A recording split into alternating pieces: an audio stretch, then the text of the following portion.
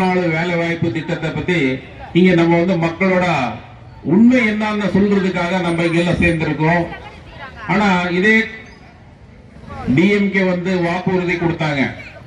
இந்த 100 நாள் வேலை வாய்ப்பு திட்டம் 125 நாளா ஆக்குவோம் சொல்லி சொன்னாங்க.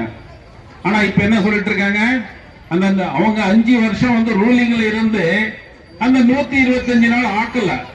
ஆனா இப்ப 100 நாள் வேலை வாய்ப்பு திட்டமே இல்லைன்னு சொல்லிட்டு இருக்காங்க மக்களோட. ஆனா இன்னைக்கு என்டிஏ சார்பாக மத்திய அரசு 125 நாள் ஆக்கினாங்க. ஆனா இப்ப அண்ணா எடப்பாடி அவர் 150 நாள் நம்ம ஆட்சிக்கு வந்த உடனே நம்ம மக்களோட கொண்டு போய் சேர்த்துவோம் சொன்னாங்க. மக்களாகிய நாம கொஞ்சம் யோசனை பண்ணுங்க. கேஸுக்கு என்ன சொன்னாங்க, நம்ம 100 ரூபாய் மானியத்தை கொடுப்போம் சொன்னாங்க. ஆனா 5 வருஷத்துல கொடுத்தாங்களா? கொஞ்சம் யோசனை பண்ணுங்க. அதே மாதிரி பெட்ரோல் டீசலுக்கு என்ன சொன்னாங்க, நாங்க மானியத்தை கொடுப்போம் சொன்னாங்க. கொடுத்தாங்களா? ஆனா ஒரு விஷயத்த அவங்க என்ன வாக்குறுதி கொடுத்தாங்களோ எந்த வாக்குறுதி ஒரு 25-30% கூட மக்கள் கொண்டு போய் சேரல.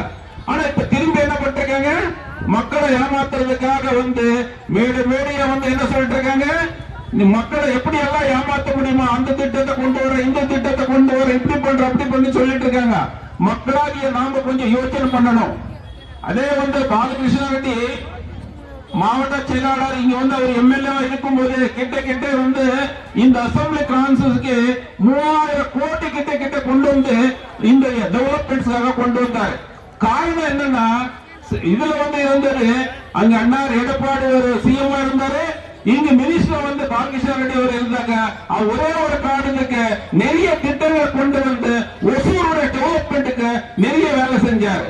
அடுத்தது இப்ப ஆட்சி 100% மாற போகுது. எடப்பாடி தான் 100% சிஎம் ஆக போகிறாரு. ஆனா அந்த நேரத்தில் ஒரு வாய்ப்பு பாலகிருஷ்ண ரெட்டி அண்ணாரு கிடைக்க போகுது.